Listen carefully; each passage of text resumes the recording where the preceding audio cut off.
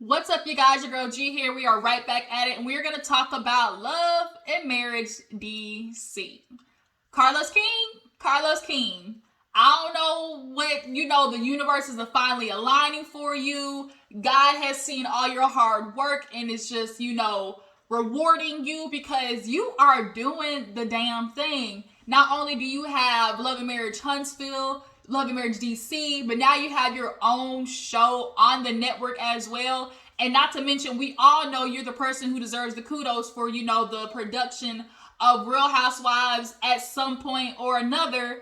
And you just know what you're doing. Love and Marriage DC is giving me all that I need and then some. I, in particular, appreciate how each couple is being held more to the standard of discussing what is going on in the relationship. On Love and Marriage Huntsville, we don't necessarily quite have that. We aren't really digging into, Kimmy and Maurice's relationship like that. Just now, are we really getting into Tisha and Marceau's bullshit, okay? The first damn, 3 seasons have been nothing but Melody and Martell. And so now it's good to see, we're moving on to the next couple. Tisha, I hate that, that you feel like you're being attacked. But, like Melody said, bitch, it's your turn. It is your turn. And unfortunately, we got to keep talking about your husband because he keeps coming up on the internet, okay? But that's Love and Marriage Huntsville. I already did that review, so y'all go check that out. But nonetheless, I can appreciate that the couples on Love and Marriage DC definitely individually are getting, broke down. And we're, trying to get to the nitty gritty of what goes on in marriages. And ultimately, honestly, whether it has a different cover, most relationships suffer the same issue because at the end of the day, it's all about the socialization of men and women in comparison. A lot of the women are complaining about not being able to, succeed at their full potential, constantly being held at the house to take care of the kids, coming in last place when it comes to their husband, prioritizing them. But yet on the other end, it's like, I'm constantly sacrificing. I'm constantly, trying to compromise to make sure my husband, feels like the man in the house, or my husband feels like, I'm being super appreciative.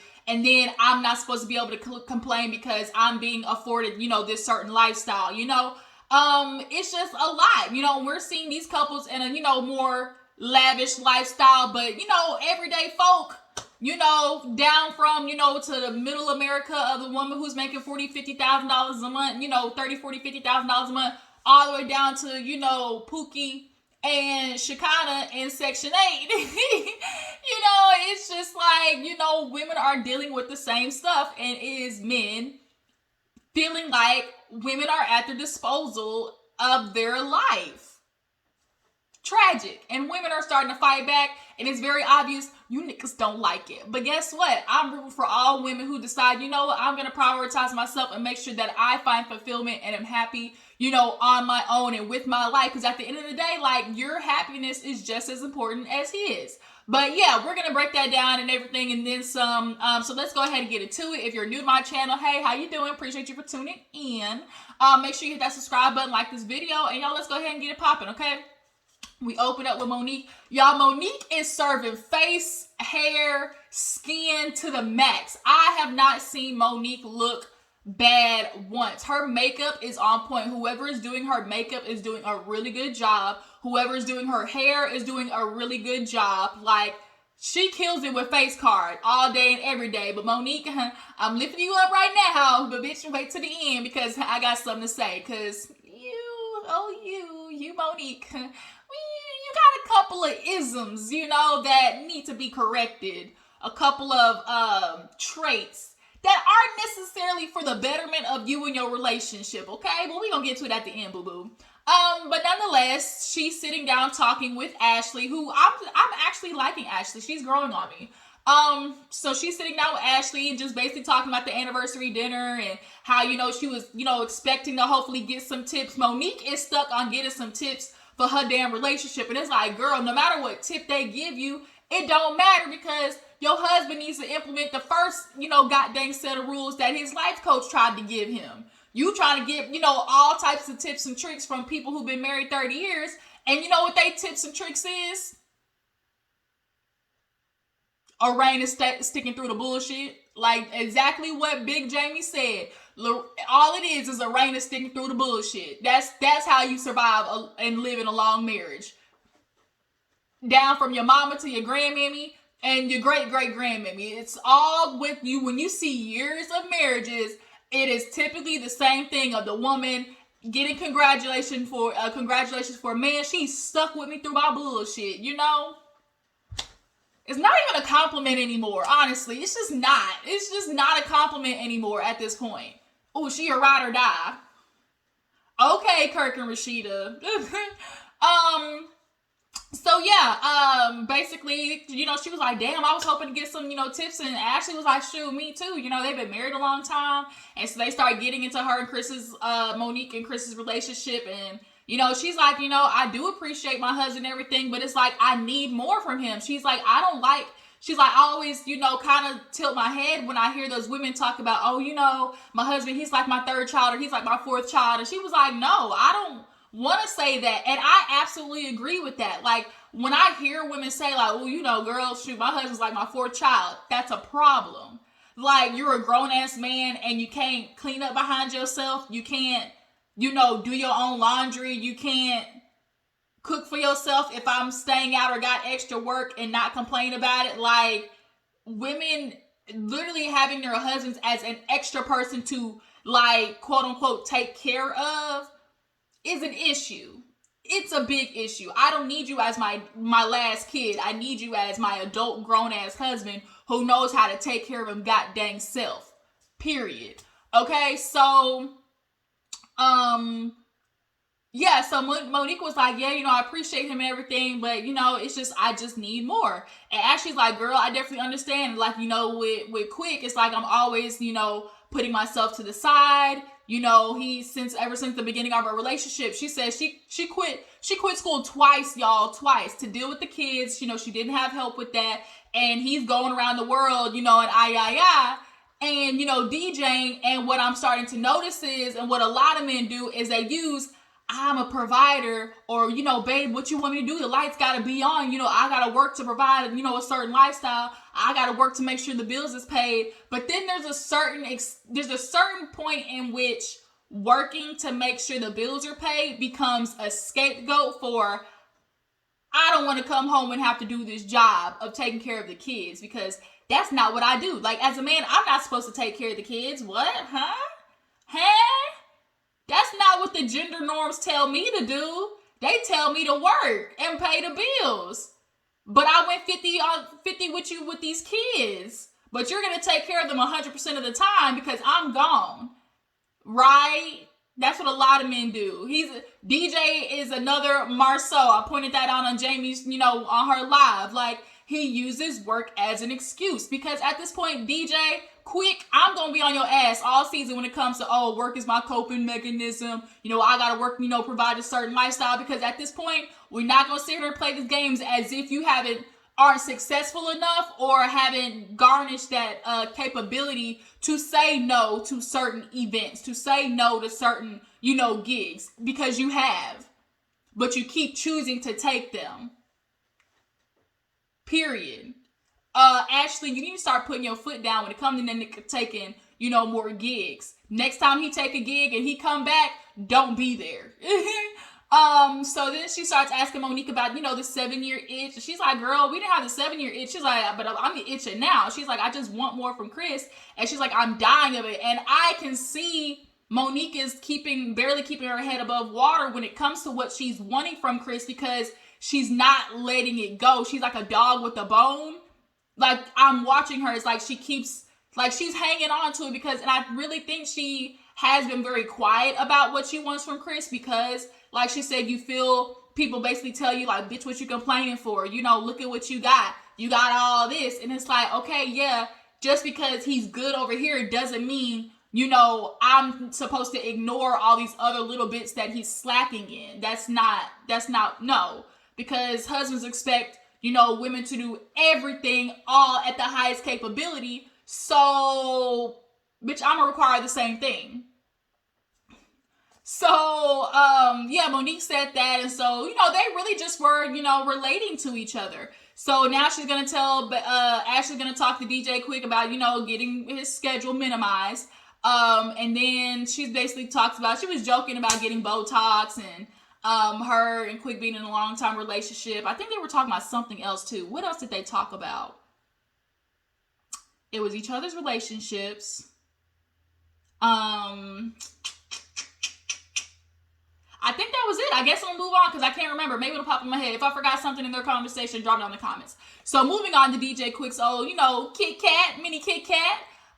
He has his like little studio and everything. He also, besides being a DJ, he does radio shows. So he's at the station or whatever, and he's talking to his manager, who kind of low key is his father figure. DJ lost his father around 18, DJ Quick, and so I think that's another thing that he's running from. And what he says, DJing is my coping mechanism, bruh. Like Ashley said, like everybody has their thing that they want to claim is like their coping mechanism, whether it's overworking, whether it's drugs, whether it's, food. Everybody has their thing that's their cope, but that doesn't make it healthy. You feel like because, it's not drugs, there's not nothing bad, that it's unhealthy. And it's very much unhealthy because you revealed in this setting that you've worked yourself to exhaustion. So then I have to ask myself, what are you running from? When you have to watch certain people, when they don't know how to be still or they're constantly going, it's because they're running from something. And I think DJ Quick hasn't necessarily grieved the loss of his father. I don't think he's necessarily addressed, however, like he's grown up his childhood. I think he hasn't addressed a lot, as most men / black men, don't do. Take y'all asses to therapy, because what y'all don't work out in y'all selves, your woman or, wife, girlfriend or whatever is now picking up that slack emotionally, and it's not fair to her. It's not. A lot of women are dealing with the mental emotional burden of, trying to pick up where her husband lacks mentally and emotionally, and that's a lot of work for one person to carry. Especially if y'all have kids, trying to pick up for you emotionally, the kids emotionally, and then she ain't got shit left for her to, for herself. And that's what Ashley, that's what it was. That's what Ashley was saying. She's like, I want to get my career, back going and everything. I put my career to the side for too long. And Monique said something very valid, which is, what's going to be very telling or what's going to be very interesting to see is like, once you start getting your ball rolling and, you start getting back into that successful stride, is his version of support gonna be the same as yours? And 9 times out of 10, no, because the minute a nigga is still and he feel like, oh shit, I done cooked 2-3 days in a row, niggas start panicking. The minute they start cooking 2-3 days in a row, they start feeling like, well, I'm doing your job. I'm doing, like, this ain't what I'm supposed to be doing. Like, and it's like, it's not about, a me or you job because I'm a woman and you're a man. It's simply about, okay, if we're going to be in a partnership, which a lot of you men tend to forget, a part of the partnership is also picking up around the house, picking up with your kids. Like, you want this legacy. A lot of you niggas have this legacy talk, and I really want to do a video about that in general. Don't be swindled, ladies, by the legacy talk, okay? Because at the end of the day, they're not really nurturing their legacy of their children. They're leaving it up to you, right? And she talks to him later about that. But nonetheless, he got signed up for the CIA or whatever event, and it's like 15 events in 3 days. And so now he knows he got to tell his wife, and she ain't gonna be happy about it, okay? So moving on, we have, what else happened after that? Okay, so we see Monique actually ends up going to, the radio station. I guess she kind of did like a little guest host spot or whatever. And so it kind of went good. Y'all, Monique looks so good in this scene. So good. I loved how she's been having her dreads like kind of wrapped up in that like bun in the back. It's just like, y'all, Monique is fucking beautiful, okay? Her confessional looks, I love that pink, just like with the jewel flower around the neck and like the sleeves, it's just, bitch is bomb. But also, bitch talk too much. We gonna get to that at the end, okay? Yeah, and so they're kind of playing hardball with her. Well, we're going to talk to some other people, kind of, shop around and stuff like that. But, they did say what we are worried about, we don't want it to like we don't want the, reality TV mess to be brought here. And basically she was like, I understand that, but just know I won't start none. but I will finish it. And I can appreciate that. Like, there's a certain level when you get to, a certain success level, it's like, damn, like, I can't start none. But, bitch, don't play me like no fool. I may be Christian. Look, I may be Christian, but you bitches like to tussle. You hoes like to tussle. Okay, so what that mean is, bitch, I got hands. Play with me if you want to, but, I got hands. So yeah, and we see Monique definitely ain't got no problem using her hands, okay?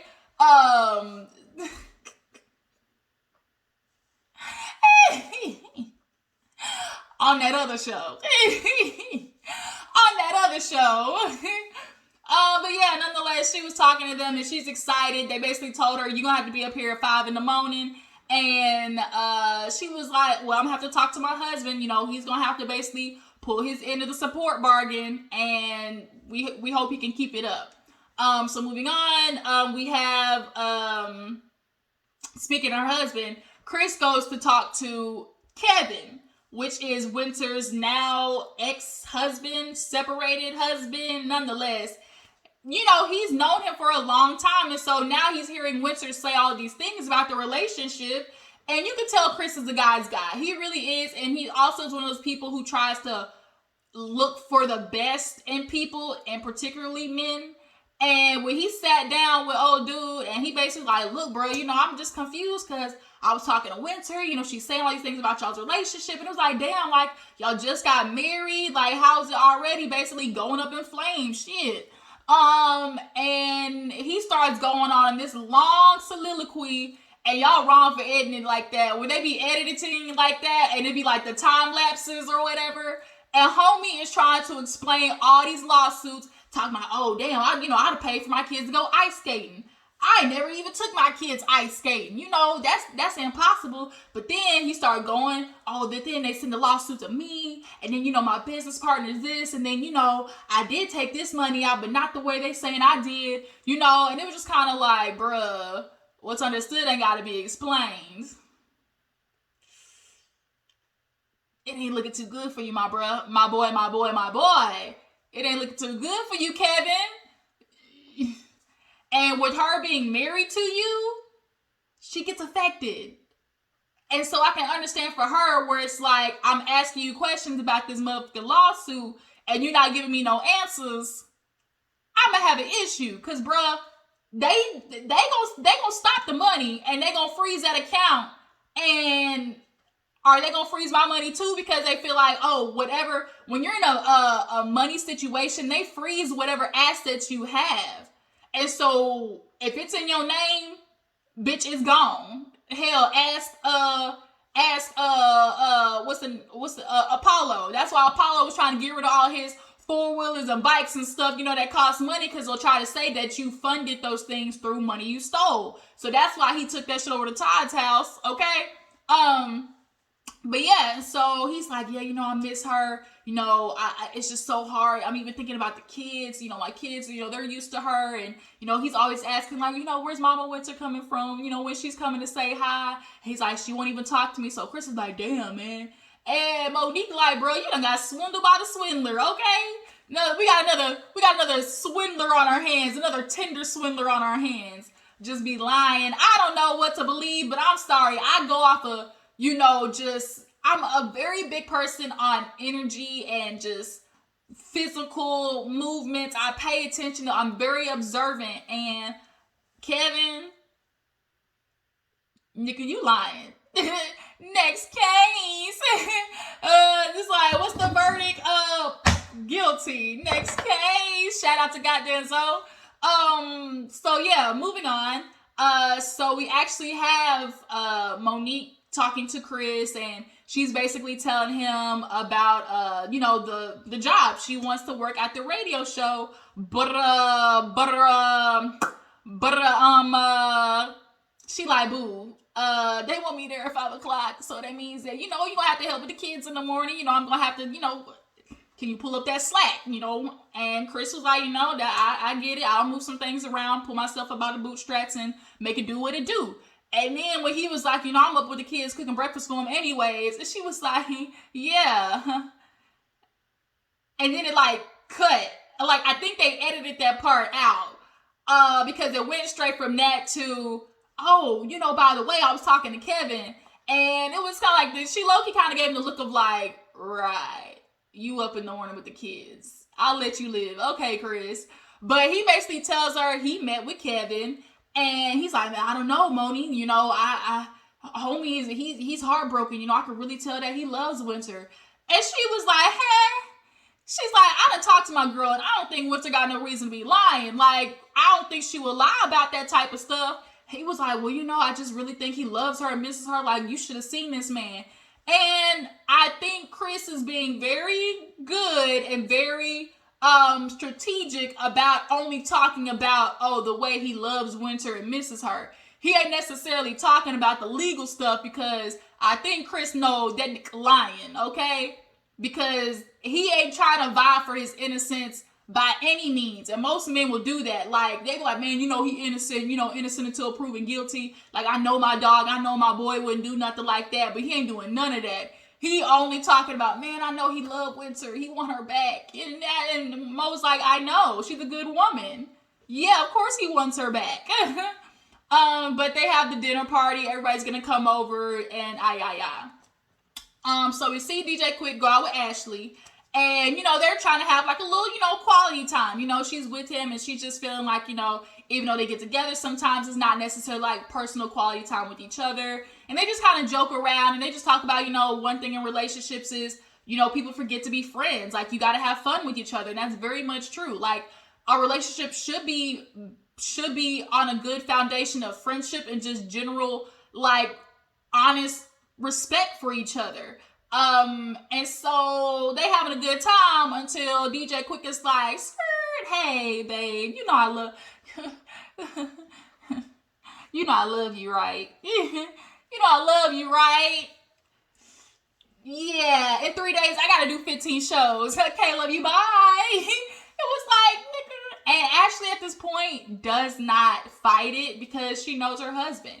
And in her confessional, she was like, I just don't say anything anymore because that's my husband. But she's like, I have to deal with the fallout because, you know, him literally working himself to exhaustion. Like, she's got to pick up that part, and, you know, where you lack, like, she wants to help. But it's like, damn, you keep, anytime there's a long-standing abusive cycle or a long-standing pain that a person is dealing with, you have to ask yourself, what part do you play? And DJ Quick, the part that you play in your ass being tired is the fact that you keep taking all these damn jobs, right? And it's not just affecting you. And she's also reminding you, shit, your kids got stuff too. Like, you may not be working. Like, do y'all be attending y'all's kids shit? Do y'all play with y'all's kids? Like, do you spend time with your kids? Because DJ Quick, it ain't looking like you do. Like, actual valuable time with your kids. We know Marceau don't spend time with his motherfucking kids. We know that. That we do know. Yeah, I'm gonna be on your head, DJ Quick. Cause just like I'm on Marceau's head. You men just forget to understand that a part of being a man is also being a good father and also being somebody who can take initiative and noticing, hey, my wife needs some help with stuff. Let me assist her like she would do for me. But y'all don't do that because y'all just feel like, what? I'm supposed to assisting a woman in cooking and cleaning? What? I don't think that's how that works. Like, men just panic the minute they gotta get asked to cook and clean. And it be the smallest shit. And that's what throws y'all off when a woman asks you to cook and clean for a goddamn week. Okay. And Ashley, you know, said something too where it's like, you know, what I do all on my own, when I leave, I'm making sure, you know, the kids are, you know, taken care of and he has assistants and all that type of stuff. But men get to just pick up and go because they have dependability and their wife being there to take care of the kids. They ain't got to worry about the kids, you know, being babysat and shit like that when they got a woman at home. They'll just pick up, hey, you know, love you, bye, see you later. And it's like, the fuck? But when a woman got to get up and leave, she gonna make sure her kids, you know, are set. And it's really unfortunate because there's not the same amount of trust in a dad taking care of his kids as a woman does taking care of the kids. It's honestly sad. But yeah, she basically let him get away with it. It's like, I know my husband, and he apologizes and lets her know, baby, I appreciate you. And, I just want you to know that. She was like, I want you to know I appreciate you too. I do understand you work hard for me and everything. And it's good to see that they still say that to each other. But at the end of the day, it ain't working, DJ Quicksilver. And the more we be watching, the more I'm watching you make a continuous choice to take on more jobs, I'm going to be on your head, okay? Because you just like all these niggas who want to use work as a scapegoat because you don't want to be at home doing kid shit because you feel like that's not what a man's supposed to do. Fuck out of here, okay? So we get to the end of the episode. Monique and them, they're doing their vegan, dinner and stuff like that. And things got a little spicy, okay? Everybody came over and it was cute. Everybody was dressed. They had a kind of new couple. The men. So the men actually talked. The men, I forgot about that. So the men, they talked, and DJ Silva and Big Jamie, they basically was like, yeah, I'm gonna have the better party, yada, yada, yada. And then DJ Quick starts asking Jamie about, his relationship with old girl. He was like, how did she feel? And he was like, 10 years ago, it was rough. But, now, we're good. Obviously in the nightlife, women being around and stuff like that. And it's crazy, dude, he was related. He's like, man, I done woke up to, get slapped in the head, her, fine and shit, I done been there too. And DJ Quick was like, I'm just so thankful my woman's been there for me since the beginning. It takes a strong woman to be a man in the industry like this. And it's just kind of like, I almost get pissed off when I hear, it take a strong woman. Because when I hear that, it just means a woman who's willing to put up with bullshit. Like, that's immediately what that equates to in my head. Because when men think of submissive, the interpretation simply just means a woman who's gonna put up with my bullshit. A woman who's gonna let me be and just support me on the goddamn ride, even if the ride's to motherfucking hell. Like, that's what y'all mean, right? And so, Jamie, we know you done did some bull. We know you a man. And you a man socialized in America, and a black man at that, and you in the nightlife. Oh, we know what you've done, okay? And y'all finally kind of revealed a little bit of it at the party. So Monique and them, they sit down, and I think it was the Lions or something like that. So the Lions, I guess maybe they'll be like a friend of the show, but Monique started talking about she wants her kids to go to Africa. Africa is definitely on my bucket list, or they're going to Africa, basically. And they start, aren't you scared of COVID? She's like, I don't live in fear. Chris damn had COVID twice. So I'm like, shit, I'd be scared. Like, your husband got COVID twice? She's like, yeah, I got COVID. I was upstairs, and shoot, my husband and the kids, they ain't nobody check on me. And, oh my God, who is calling me from motherfucking Texarkana? I don't know you. Stop calling me. And she was like, yeah, the kids got, the husband, boy, they weren't checking on me. And Chris got lit. That lit a fire under his ass, his big ass, because he was like, no, I'm about to get mad. Like, nuh-uh. And he was like, nah, don't do that, Moni. She was like, what? Like, I'm just saying, and wasn't nobody checking on me. He was like, no. And so they kind of had like a little sparring match, because he was like, like, no. He was like, any other time you talk about, let me sleep. So that's what I was doing. And she was like, no, not this time. And he was like, you gonna let me talk? Yeah, you gonna talk. And that's when I realized, I was like, oh, Monique, you like to tussle. You're combative. You're confrontational. Sometimes you don't know when to shut the fuck up. Chris doesn't know how to communicate, and sometimes you over communicate, and then that causes him to shut down, and then that only then more makes you want to talk more, because you feel like you gotta pull something out of him. But it's like, damn, Monique, like, you kind of, that's the thing you might want to check out. But nonetheless, he was like, okay, then hush. And she was like, boy, don't make me tear this party up, basically. Gonna tell me to hush in front of these folk. And finally, he basically like brought it back down and was like, look, I understood what she was saying at first. Yeah, I was checking on her, because from my perception, I thought I was doing what was right, which was let her sleep. And I can understand that. If before I've woken you up multiple times, you've told me, Nick, leave me alone, then I'm gonna leave you alone. But Monique said, yeah, I had to tell him, no, check on me. And he was like, from then on, that's what I did. And that's what Monique left out. That's why he was like, run the clip, right? Because the way you said it, Moni, was giving real, like, he left me abandoned and destitute. Like, that's the type of energy it was giving. But they fixed it, they gave each other a little kiss, and everyone was like, oh, married couple shit, And so they end up moving. Monique was like, speaking of marriage, like, we resolved this. And so she's on Erana and Jamie ass because she's like, we went to the party and it was like I had sex without the orgasm. Like, I was waiting, like, I need more. And they don't want to talk about it because in Jamie's mind, he's like, oh, this is shit we done already talked about and we done already resolved. And I realized the way Erana looked at him when he said that, it's giving, it may be resolved for you, Mr. Jamie. I feel like you might have a little trouble because those resolutions just simply mean that she swept this shit under the rug because every time she's brought it up to you, you've thrown a fit. So you know what? I've seen the way you've thrown a fit because of your son. Or I can tell the way that you throw fits because of your son. So at this point, they talk about it finally because the couples was like, yeah, what was your high and what was your low? And she was like, our low was like what I thought was infidelity. He was out there in the lifestyle. I'm getting messages from him and girls and this like that. I've never caught him per se. But, when you hear rumors of people talking, there was an issue. And so she revealed in confessional, she was like, it wasn't necessarily infidelity, but I feel like messaging girls, it's a form of cheating. And it is. And it is.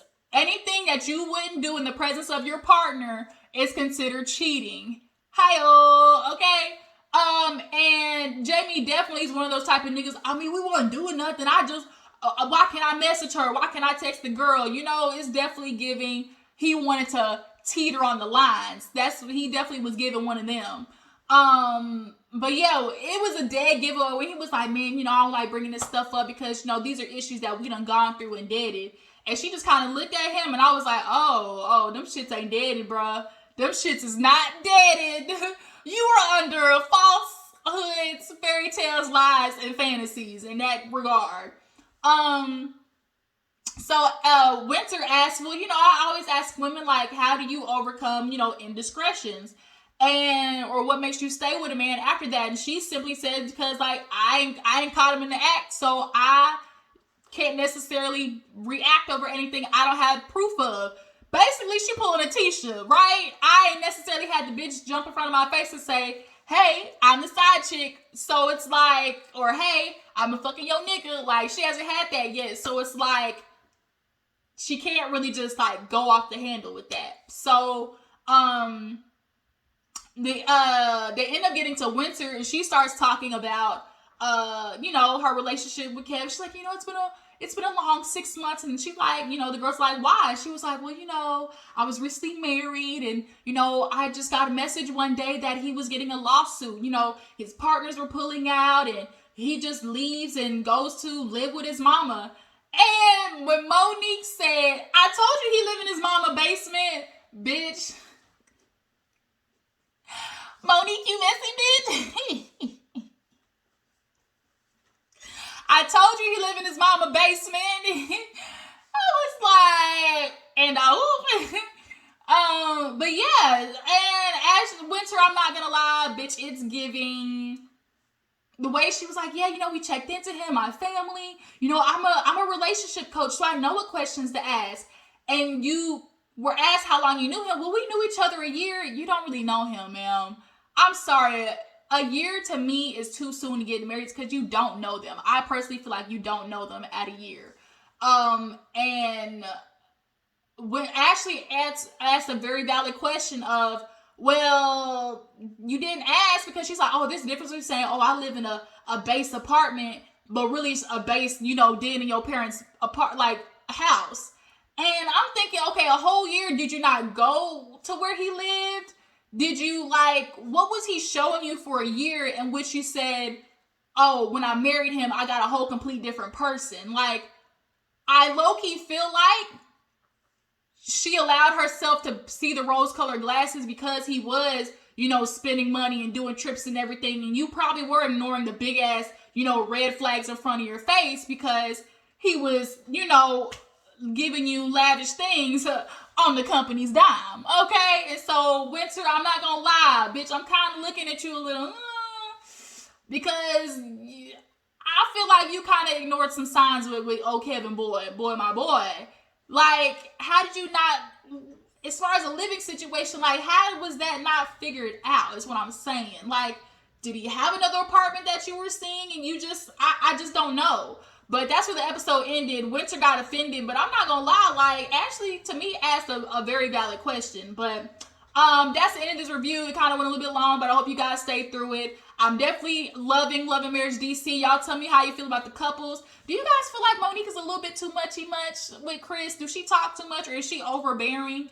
I feel like she's very confrontational. And guys, what do you feel about DJ Silva and Mr. Jamie Boy? How do you guys feel about their issues in the relationship with their wives? I appreciate you for tuning in. Y'all make sure to catch the Love and Marriage Huntsville review as well, and I will catch you guys later. Deuces.